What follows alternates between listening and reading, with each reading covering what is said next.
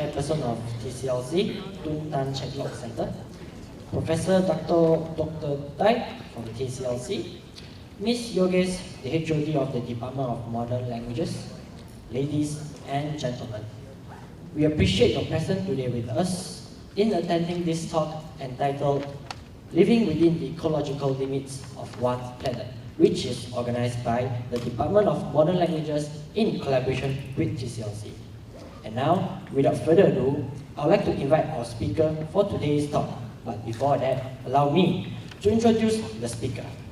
He is the President of the Environmental Protection Society of Malaysia, which focuses on mainstreaming sustainable development. He has also served on the committee of the Chevening Alumni Malaysia as the President from 2008 to 2016. During that period, he organized more than 20 public events focusing on sustainable development issues. Now, put your hands together to welcome our speaker, Mr. Niki Musagila.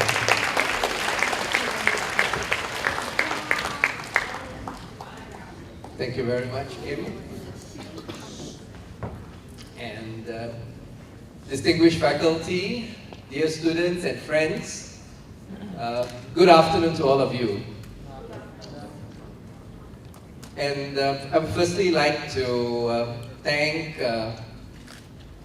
Ms. Yogesh from the Department of Modern Languages and Dr. Chin from the Center for Social and Policy Studies at the Tun Tan Chek Lok Center for inviting me to come and have the privilege of addressing you on this topic of living within the ecological limits of one planet. This is the first time I'm very pleased to be here at your campus. I actually have been to your campus in Kampar about 2 years ago to address some of the students there, so I'm very glad to be back in Utah again. Before I start, let me just give you an overview of what I'm going to speak about. Just give you a very short, brief introduction to my organization, EPSM, the Environmental Protection Society of Malaysia. I'll just give a brief background on the history of environmentalism in the world. Talk about this very important meeting which was held in 1992 called the Earth Summit. Highlight the Sustainable Development Goals, which I'm sure many of you have heard about. It's been discussed continually in this country since its introduction in 2015.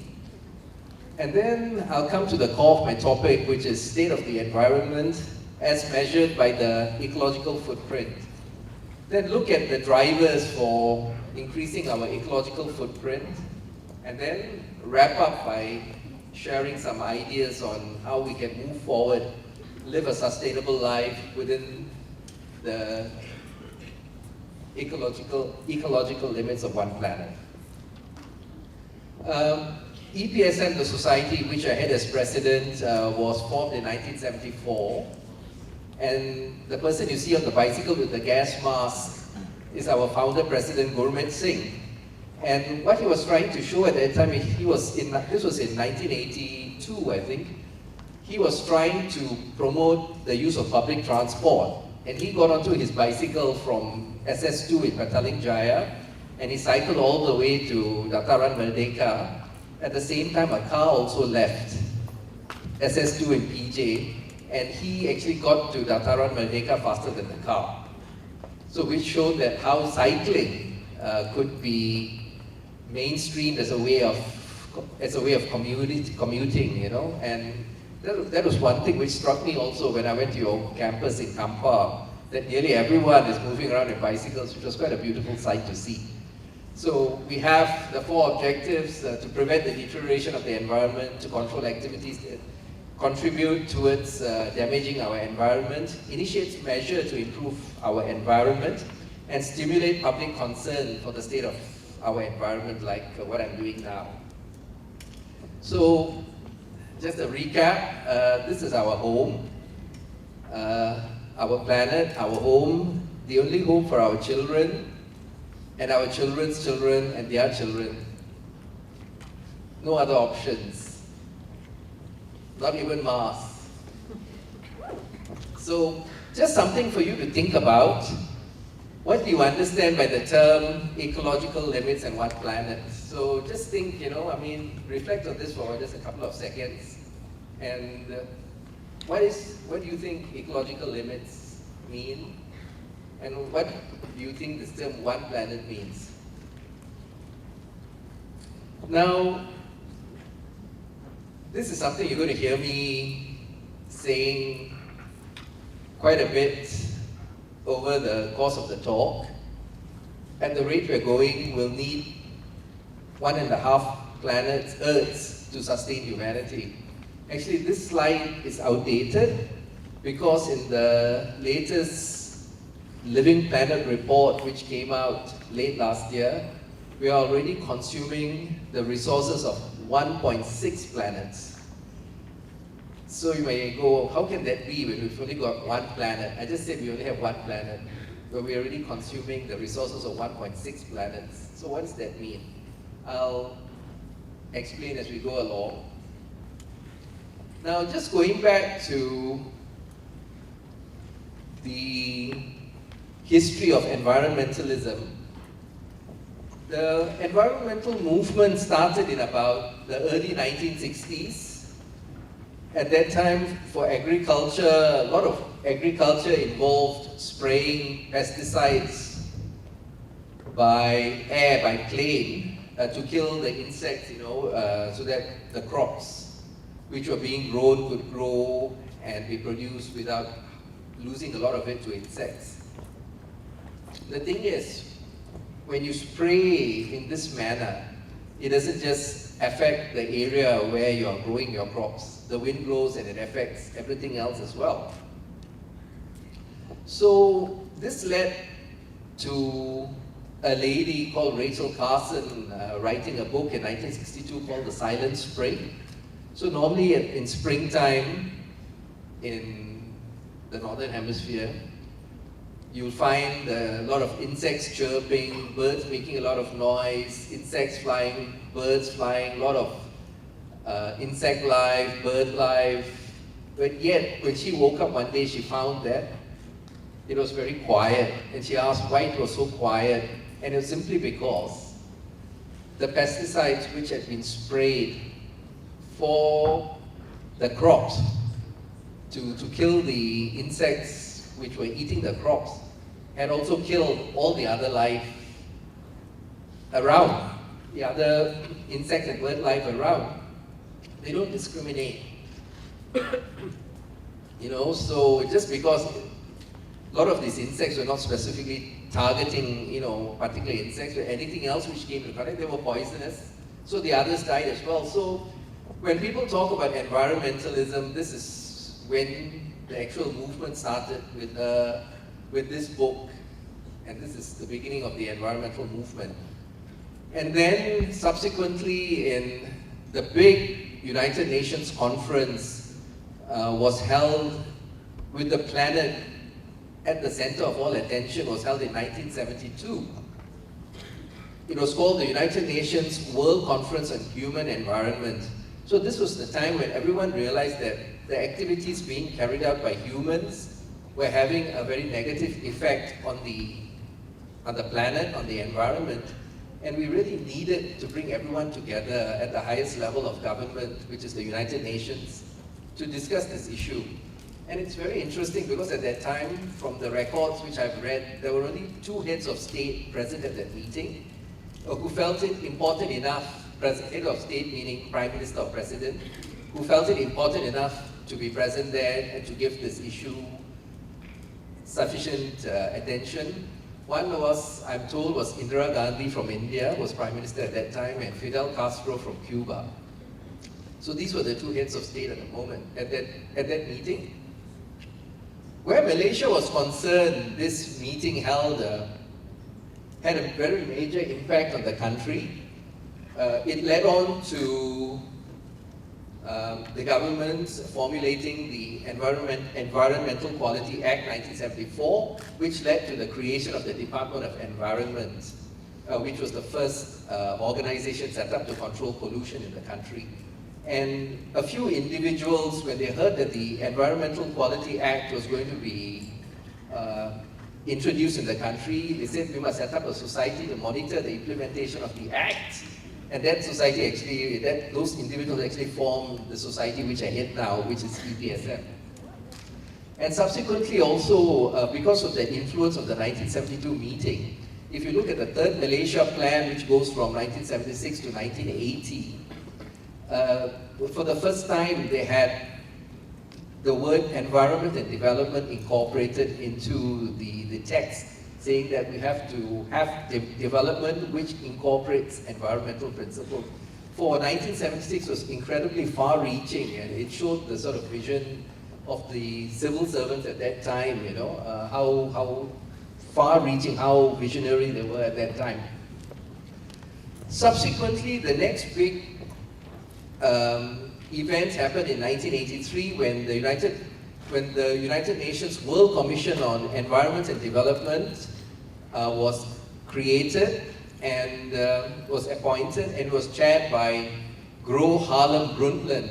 And if anyone studies the area of sustainable development here, invariably this is a reference point you will always come to, because she, I think at that time she was the ex-Prime Minister of Norway, and this commission 4 years later came up with the report of the World Commission, of the commission which she was the chair. They came out with the report, and this report is called Our Common Future. And the reason this report is cited over and over again, because it came up with the definition of sustainable development, which all of us now commonly refer to, which is sustainable development is development which meets the needs of the present generation without compromising the ability of future generations to meet their own needs. Which means that what we enjoy today in terms of clean air, fresh water, you know, good harmonious living, quality of life, what we enjoy today, our future generations must also be able to enjoy it. So this is what it means. So it doesn't mean that we can't be irresponsible and just think of ourselves for today and say, like, when the future comes, the future generations, they can take care of their matters themselves. Or another very common thing is, it's okay, technology will fix it. Technology is not going to fix a lot of things we face, especially our natural resources. If they're taken away, they're gone forever. So this was her definition of sustainable development. So you see where you have, it's the 3 pillars of what they call planet, people, profit. So you still have your economic activity.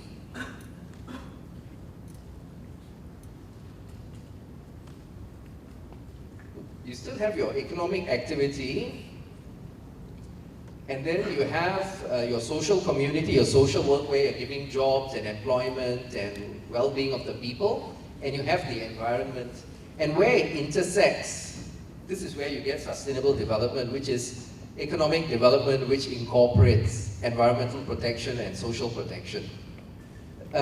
This model, for people like us who are in EPSM, we're not very happy with this model because we feel that you can't treat the environment as a sphere equal to the economy and social community, because we feel that, sorry, I apologize, because we feel that all activity, the society and the economy actually function on the environment. Nothing is independent of the environment.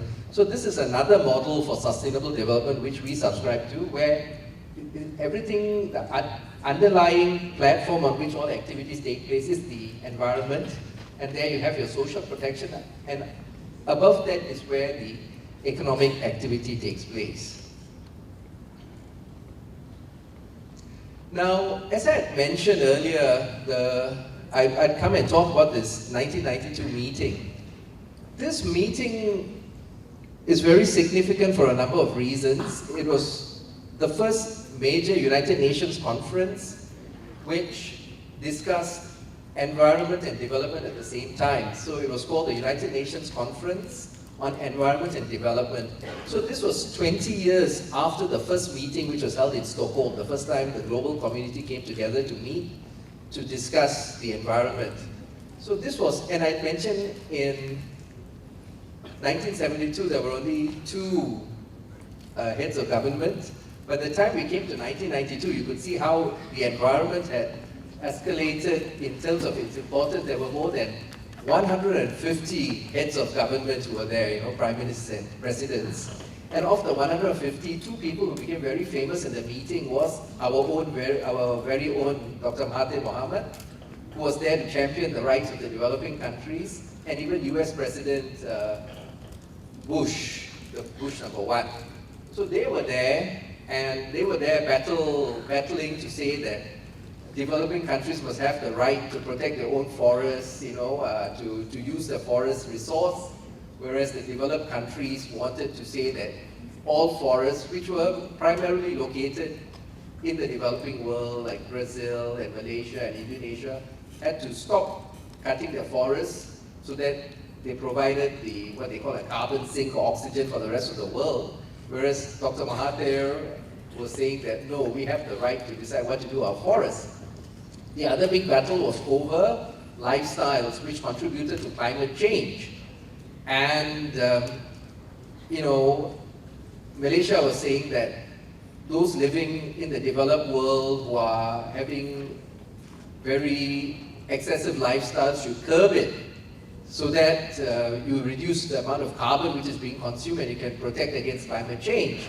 Whereas the President of the United States at that time said the lifestyle of the American people is not up for negotiations. So it was a big, very tense conference, and which actually had some very positive outcomes eventually.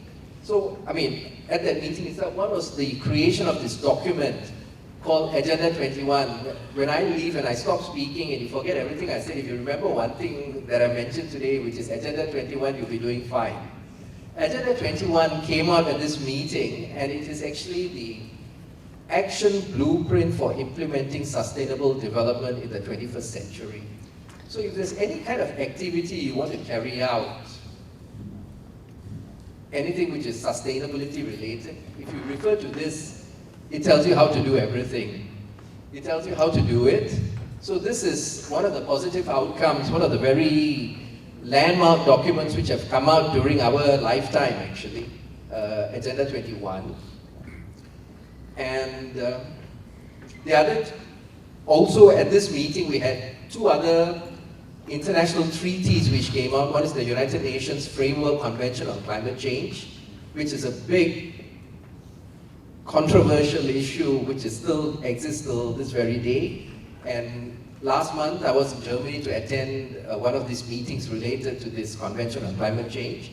And the other one was this Convention on Biological Diversity, which is protection of forests, flora, fauna, and microorganisms. So Agenda 21 has got 4 chapters.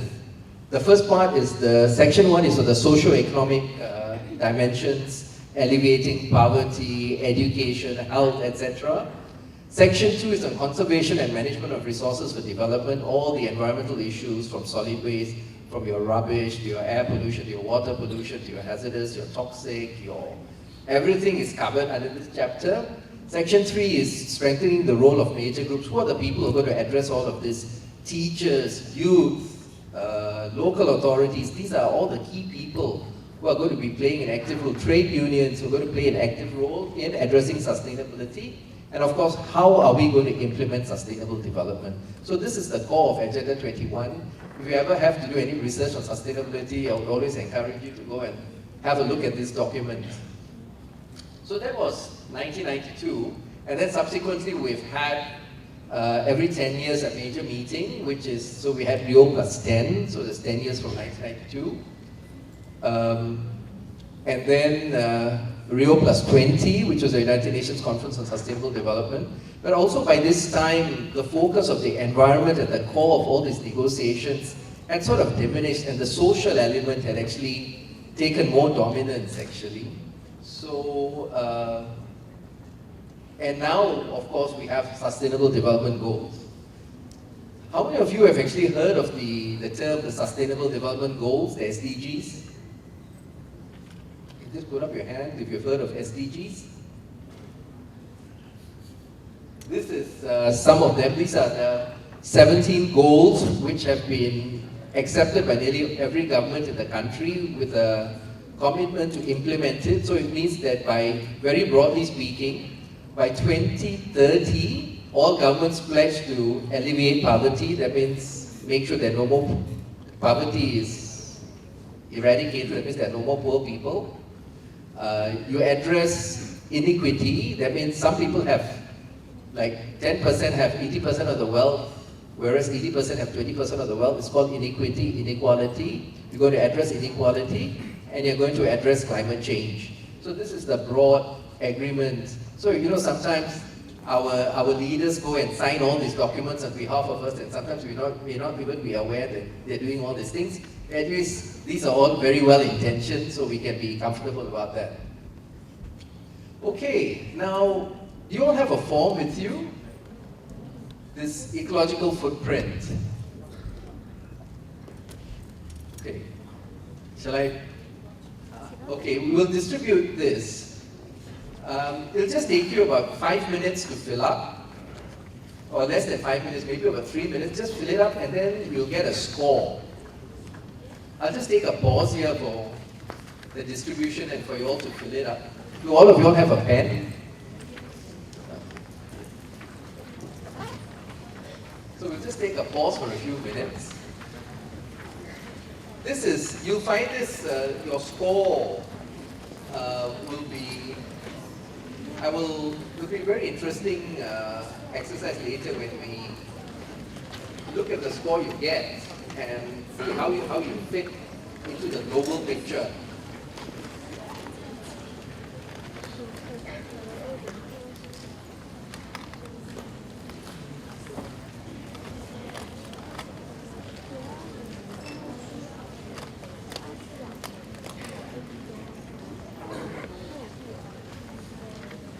You have a question? Yogi.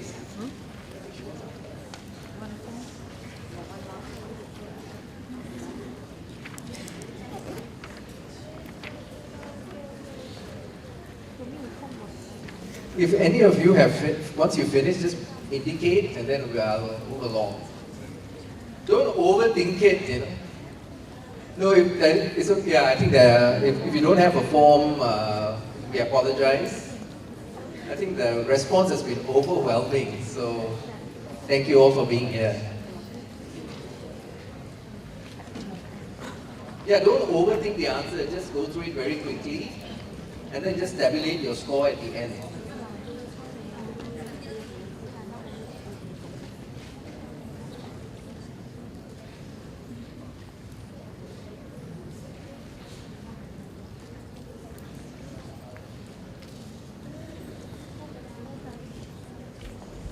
Give you all another minute. For the minute. Hey, do you mention?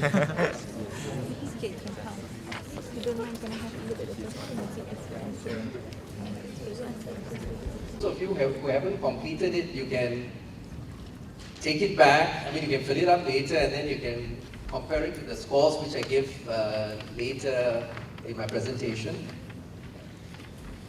The form you filled out is a very simple way of measuring what your ecological footprint is. Now, I talked about sustainable development. Everyone talks about sustainable development and sustainability. The thing is, how do you measure it? So the tool for measuring sustainable development is called the ecological footprint analysis, and it was pioneered and originated by these two gentlemen here. One is Professor William Rees from Canada, and this is Matthias, his PhD student, Wagenagel from Germany.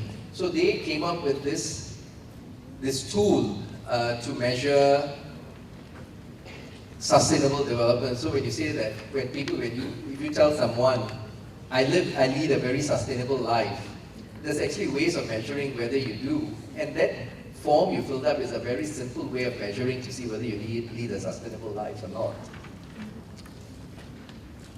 So this is what ecological footprint is all about. Very simply, it's calculating how much nature we have in the planet, how much nature we use, and how much waste we generate.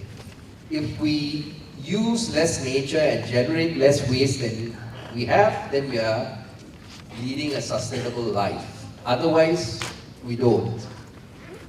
So this is, I'll come back. So what it really means is, this is how you equate sustainable living. He gives this example of this plimsoll line on a ship. You see this, every ship will have this line. And as you're loading, it's above the water when it's empty. And as you keep on loading goods, the moment you come up to this level, the captain will say, all right, that's it. No more loading of cargo onto my ship. And why is he saying that? Because if you keep on loading it more, the ship is going to sink. It's not sailing anywhere. So what the point is, we know enough not to load a ship beyond its cargo capacity as indicated by the plimsoll mark line. Why do we think we can get away with overloading the Earth? And as I said just now, we are using the resources for 1.6 planets. We are actually overloading the Earth as I stand here speaking to you. So ecological footprint is actually an accounting framework. As I mentioned, how much nature we have and its ability to regenerate itself, and human demand, against how much human demand we are extracting from Earth. Some call it an accounting framework, some call it quantitative biology. Whatever it is, it's basically a mathematical tool. So the different components of the ecological footprint are the carbon footprint, the forest footprint, the cropland footprint, grazing land, fishing grounds, and built-up land. So these are all the various components. I won't get into it in any more detail, just to highlight. And so basically, the ecological footprint is a combination of all of them. So as you can see, this is the number of planets we have. We have only one planet, right? And this is the amount, this is the current ecological footprint for the whole global community at the moment. And up to this point, 2020, we are at about 1.6 planets resources. If we don't do anything to address our consumption, you're going to find that by 2030, we're going to be consuming the resources of 2 planets with great impact on our future generations. Not a good sign, but if we check it, we can curtail it to to where we are now, which is about 1.5, 1.6. So this is it. So this is the trend we are carrying on, which means that within 13 years, we are consuming even more resources to the point of no return. One example I could give you is severe water shortages throughout the planet. So this is what I was saying. We are already here. We are 1.6 right now. How do I come up with this figure 1.6? According to the ecological footprint analysis, this is the ecological footprint, the unit, it's a land-based measurement, so the unit is global hectares. So it's a land-based measure, the unit is global hectares. This is the amount of global hectares we all should be living in if we are to be sustainable. We all have to live within 1.7 global hectares. You will see later, because you would have got a figure for yourself. So we have to live within 1.7. Where we are now is 2.8. This is the global average. Different countries have different levels, but this is the global average. So if you see that this is 1.6 times where we should be. So because we exceed the biocapacity, we exceed the sustainable limits, we are actually in this area called ecological overshoot. That's the current status we are in, as a status of ecological overshoot. Now, if you look at this, it wasn't always like this. If you look at this in 1961, if you take green is good, red is anything apart from green is bad, you'll find that most of the planet was living within our ecological capacity, was living within the levels of sustainability. Now, if I move forward 40 years, this is where we are 7 years ago. That means nearly everyone is living beyond the ecological limits of one planet. So, what do we do? And I'll just explain a little because, you know, we have something called ecosystem services. We have forests, and we think, yeah, forests are nice because it's nice to go walking, etc. But actually, the forests they provide a service which has benefits. So, for instance, they provide food, they provide medicine, they provide timber, fiber, bioenergy. They provide nutrient cycling, photosynthesis, soil formation. They filter water, they decompose waste, and they provide recreational facilities and all this. So in a way, this provides like an interest rate on our natural capital. So when you say, how can we live on 1.6 planets? It's like this. Let me give you an example. You take 100 ringgit and you put it in the bank is giving you 10% interest. So at the end of 1 year, you can have 110 ringgit. Yet, in that year, you spend 110 ringgit. Or you spend 120 ringgit. If you spend 110 ringgit, you are living within your limits. But if you spend 120 ringgit, your capital reduces to 90 the following year. And at 90, you won't get 10% interest, you get 9% interest.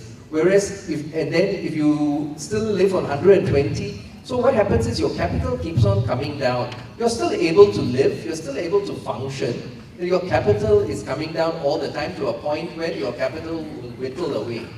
Another example I can give you is, if I give you a plot of land with 100 trees, there are different ways of approaching it. If you take the sustainable development approach, a very simple example here, you take off 10 trees a year, and you get enough money to live a comfortable lifestyle. And then the following year, you take another 10 trees. After 10 years, you come back to where you had started, and you will find that all the trees have grown up again. And so you can start harvesting those trees again. So this is what we call sustainable living. Whereas another way is, I've got 100 trees, let me go and cut all the 100 trees today. I make a lot of money today. And then I've lost the resource. You know, you'll have soil erosion, the soil is bad, it can't regenerate itself, so that resource is lost. So these are some examples of how you could look at sustainability and how you are living on the additional resources of one planet where you're drawing down on the natural capital. Okay, so these are the ecological footprint rankings we've had from the Living Planet Report 2016 for the year 2012. The higher the number, so the place to look at is this. This is total productive area, so we have to live within 1.7 to be able to live sustainably. So the higher you live, that means you're consuming, like Australia is at 9.6 global hectares, which is almost living on 5 planets. The average Australian is using up the resources of 5 planets. And the other countries with very high footprints, Australia, Canada, United States, Singapore, living on more than 4 planets' resources. You have Australia, then you look at ASEAN, you have Brunei, which is on more than 2 planets. You have Malaysia as well on 3.7. So we are also just marginally over using the resources of more than 2 planets per person on average. And yet, at the bottom end of the scale, you see countries like Eritrea, Timor-Leste, Bangladesh, which are not even being able to enjoy their rights to development. They are not only are they living in a sustainable manner. They're not even enjoying the benefits of the rights to development because they are so low. So in a way, if you compare someone between Eritrea and Australia, the average Australian is living 40 times, consuming 40 times more than the average Eritrean. So from a social justice perspective, this is very unfair. You know, they're over-consuming. You have a group of people who are consuming so much food that they are suffering from indigestion and from indigestion because they are over-consuming. And the other side, you're having people suffering from malnutrition because they're not getting enough, which is very unjust. And one other point I also like to make is that when you look at Australia, at 9.6, doesn't mean that every Australian is living that lifestyle. You may have some living on 20 global hectares, whereas the poorer people in Australia may not even, maybe just living at about this level. Same, even when you look at developing countries, you know, even if you take Bangladesh or Malaysia, 3.7 is an average. So if you go to our rural areas, and you see they would be probably living on 1 global hectare, whereas those of us in the cities would be on 6 to 7. EPSM has actually done some measurements of urban households, and it's easily, an average household is easily on a footprint of 5 to 6 global hectares. It's all being averaged out by the people living in the rural areas, like in the Kundasang Kinabalu Valley, where you know they don't use pipe water, they don't have cars, they walk, you know, and they don't take holidays elsewhere. They holidays at community centers around where they live. They grow their own food. They don't have to import food. Their footprint would be less than 1, yet enjoying a very good quality of life. So this is Malaysia, just to highlight what I already mentioned. And just to show that we are basically in overshoot here, we are in ecological overshoot in the country, which needs to be addressed. So this is what I'm saying, we are really putting a lot of pressure on the natural resources of our country, of the world. I just want to highlight one point here. If you see the different components of what makes up the global footprint, this is the carbon footprint, which is the biggest component of the global footprint, and it's the carbon footprint which is directly responsible for climate change, which is regarded as the single greatest environmental catastrophe facing humanity in the 21st century. This is going to really put pressure on us to even be able to enable us to even meet our basic needs with rising temperatures, rising sea waters, health issues, all related to the fact that our climate is changing, you know, the melting ice caps and the whole range of issues comes from the carbon footprint. And this is basically how climate change occurs. Greenhouse effect gone back. And then another point I'd just like to quickly throw in here is that livestock production, which is basically clearing of land for rearing cows and goats and sheep just for human consumption, is responsible for 15% of our greenhouse gas emissions, which is basically what contributes towards climate change. And I'll come back to this in a little later. So the question now is, how much is too much? You know, there's a person living on 10, do we have a right to say that they are living on too much? Or do we want a situation where we're just living in totally forested land and nothing else? Or do we want to be in like one of these mega cities like Sao Paulo or Mexico City or Shanghai, where it's so densely packed? So the thing is, the question is, this is the ecological footprint chart from the countries with the highest footprint to the countries with the lowest footprint. If everyone here subscribed to live this lifestyle, we would need 4 Earths to regenerate humanity's annual demand of nature. That means we'll be consuming the resources of 4 planets by 2100. Not going to happen. We only have 1 planet, right?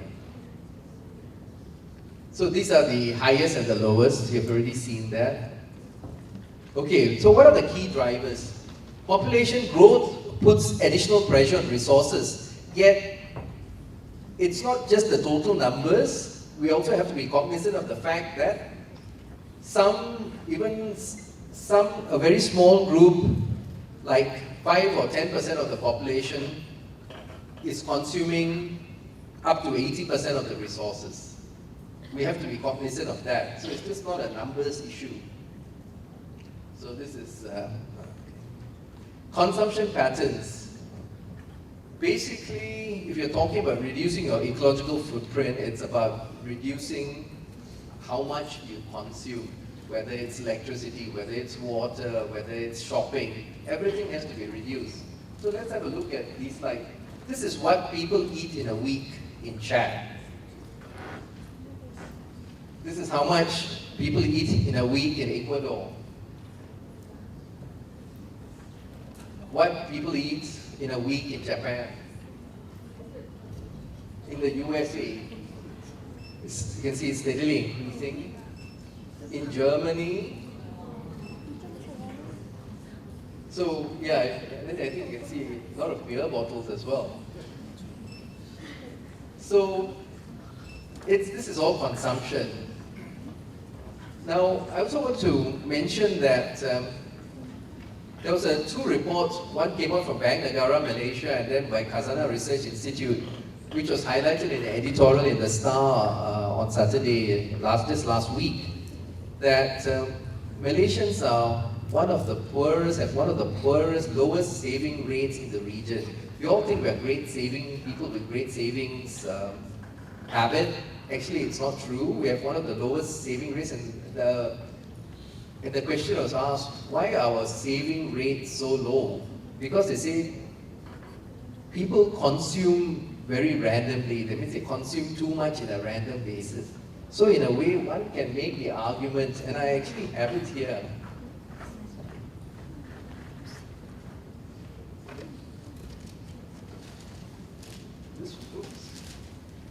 This was the article which came up just on the Saturdays. It's an editorial in the Starbase. And it says, why are Malaysians not able to save more? And then its answer to the question is, buying on impulse is one reason. So in a way, if we can control our consumption, which is good for the environment, it also helps us increase our savings rate. So it's an economic argument to that as well. We need to be more efficient. So these are now the key drivers for our increasing footprint. Resource use inefficiency. Every time you see this thing coming out, it's waste, it's an unutilized resource, so it's inefficiency. This is again inefficiency in food production. You know that for all the cereals which are produced, 30% of it is lost. For fruits and vegetables, 45%. For fish, 30%. Where are these figures coming from? One is the fussy consumer. The supermarkets are rejecting fruits because they don't meet the consumer standard. They're perfectly fine apples, they're perfectly fine fruits, they're perfectly fine vegetables, yet because consumers are so fussy, if it just doesn't look right, or it's dented, it's just discarded. So there's 30% of that going again, you know, where people don't have enough to eat and we're throwing away all this food. And now you find that in many cities there are movements going and collecting these foods which are otherwise perfectly fine, these fruits and vegetables, and distributing it to the poor. With regard to fish, the way that we are overfishing, there's that World Wildlife Fund for Nature video called The End of the Line, which says that by 2050, at the rate we are overfishing, in 2050 when you go to the market, there's not going to be any more fish for you to buy. They're all overfished, you know. So The End of the Line, if you get a chance, it's another very interesting video. It just shows that how we are basically over-exploiting that resource of fish, which is a source of protein for so many people. So how do we address this problem? There are redirecting financial flows, preserving natural capital, which is our natural capital, is our rivers, our mountains, our forests. preserving them, producing better, I've talked about that, less inefficiency, and consuming more wisely. So it's also not a matter of, okay, I'm going to be environmentally conscious, I'm going to buy an electric car. It's not whether you change from a fuel combustion, internal combustion engine to an electric vehicle. It's whether you can do without the vehicle at all. Maybe it's cycling, maybe we can have more lanes to encourage mobility through cycling. And of course, good governance. This is, the same thing again. And the trust we should have is, we have sustainable development, we have ecological footprint to measure what our level of sustainability is. So the next step then becomes sustainable production and consumption. I won't go into this because this is a term long course in its own end, but basically I just wanted to highlight this term, sustainable consumption and production, which is the way to go for the future. So how do we address it? So this is a quote from our perspective. Only with a major overhaul of the governance system will we be able to address the challenges of environmental sustainability. So the key words here is overhaul of the governance system. This is by Professor Emeritus Dr. Zakri Abdul Hamid, who's the science advisor to the Prime Minister, which basically what he's saying is the way government is structured at the moment, we are unable to have sustainable development. It's a very blunt message, and my society representative, we were just with him about 3 weeks ago to discuss this issue further. So basically, the way government is, it needs to be reorganized. So this is how it has to be organized, but this is very policy kind of measures. I won't dwell on it. What we need is, we need horizontal integration, all ministries coming together to look at it. We need vertical integration, which is the federal government, state government, local governments addressing the issue. It needs to be top-down, from the top down, it needs to be bottom-up, from the people upwards. So this is the campaign my society launched exactly 10 years ago to promote this whole concept of living within the ecological limits of one planet. It's called SLIM, Sustainable Living in Malaysia. Like, every one of us likes to be slim, and it's important for the country to be slim as well. These are just lots of the recommendations which have come up from the meetings. I won't go through them, but just some simple prescriptions. So the first one is be energy efficient. Switch off the air condition when you're not in the room, switch off the lights, those kind of concepts, and sometimes without any sacrifice, by implementing these measures, you can already reduce your footprint and you're not affected at all. Transport, shifting from private vehicles to move on to public transport, very important. Because when you look at the carbon footprint, there are two components. One is transportation, the other one is electricity generation.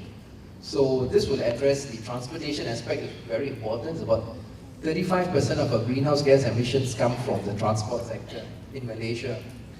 Shifting from fossil fuels like oil, coal, gas, to renewable energy such as wind power, solar power, biomass, geothermal.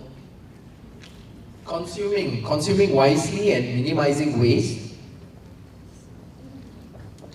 Like in Selangor, so it's consuming food buying food the closest point to where you are, so it comes somewhere very local to where you live. So this is Bandaraya Petaling Jaya, which enables residents to use unutilized land to grow vegetables, which is a great initiative, locally produced. And then, of course, this is what I'm saying, that buy food from the closest source to you. So this is another source of, basically, our food travels all the four corners of the world to reach us, and that may not be very sustainable, like wanting to buy bananas which come from Jamaica when your pisang emas from Kajang is just as good. I talked about the impact of livestock production. So this is another important thing to reduce our footprints, the need to minimize the amount of meat we eat. In many countries, again, they have campaigns like Meat Free Monday. When I was in Germany recently, now I've told that even at the cabinet meetings, they have all become vegetarian.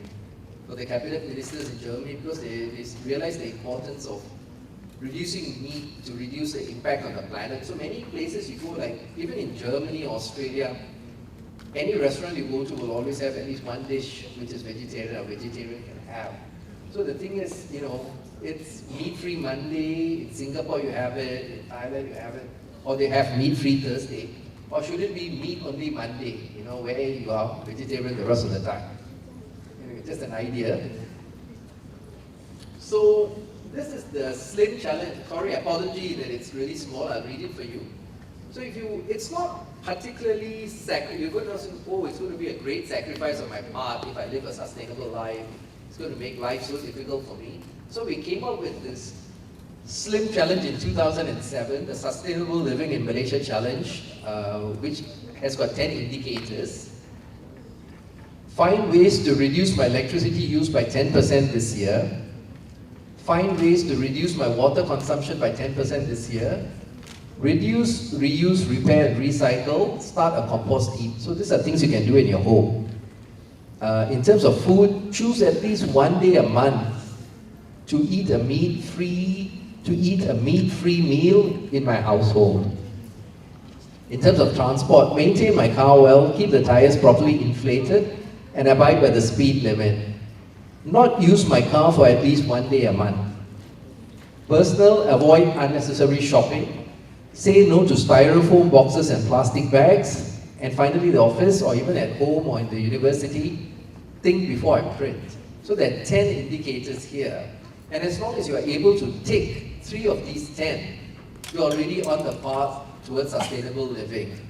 Doable or not? No. Thank you. Very quiet yes in the foreground here. Just 3 out of 10. So, is this the future we want? I've been told that Malacca and Johor are under floods at the moment. This is a slide from 2013. Or do we want where with global warming, our planet literally catches fire, you know, the temperature increases beyond 3 and 4 degrees Celsius? Or is this the future we want, which is a well-preserved, well-protected planet? And finally, I'd just like to highlight a meeting which EPSM is holding. It's called the Sustainable Living in Malaysia 2017 event. And it's being held from 27 to 28 October 2017 in the University of Malaya, Kuala Lumpur. So it's the 20th anniversary of EPSM introducing its local communities and the environment program, which led to the introduction of Local Agenda 21 in Malaysia. It's also the 10th anniversary of the introduction of the SLIM program in Malaysia, which led to the introduction of ecological footprint analysis in Malaysia. So it's a great celebration. Admission is free and all are welcome. So if any of you would like to come and participate in the conference, you're all welcome. And just the day before, in fact, since I'm in an academic setting here, the day before, which is actually, I haven't put it here, but on the 26th of October, we are running training workshops for the university sectors in particular on how universities can reduce the ecological footprint within their campuses. So a call will be made to university leadership to send someone to come and take part in the program, which will train you how to calculate the university's ecological footprint and how to implement a program which will reduce your footprint. And with that, I'm done. So thank you all for your attention.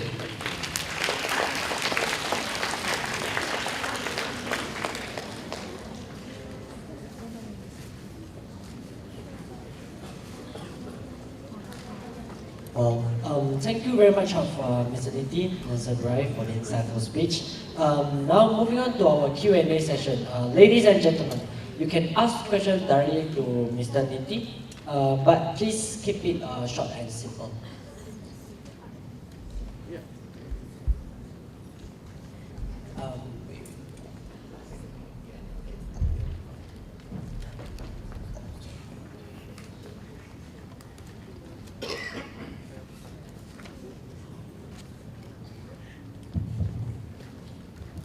Hello, Mr. Niti. I'm Nicole from Corporate Communication. I just have one question. Despite all the efforts done by the government, United Nations, countries, government, NGOs to the people, the most important is the individual who can really make the difference. So sadly, most of the people are still lack of awareness, and those educated people are still doing what they know. So, for example, most common example will be like wasting electricity and water, wasting food, or throwing rubbish everywhere. So, what is your comment and advice on this matter? Thank you. Thank you 100%. People are aware of the issues, yet awareness, what you're basically saying, which is the evidence in the literature, is that awareness does not lead to change in behavior. So people may know that we shouldn't waste, we should conserve. They are unable. It doesn't come easily. So this is where incentives and disincentives come into place. Incentives for good behavior. For instance, like the Majlis Bandaraya Petaling Jaya has a very good model where ratepayers, if you can get a rebate of almost up to 20% of your rates, what you pay to your assessment. We have a 20% discount if, one, you manage to keep your electricity bill to less than 70 ringgit a month. Two, you have some sort of rainwater harvesting system in your home, which could just be a pail to collect rainwater and then you use it for watering your plants. Three, you have some sort of solar panel in your home, which you use it as an alternative electricity source.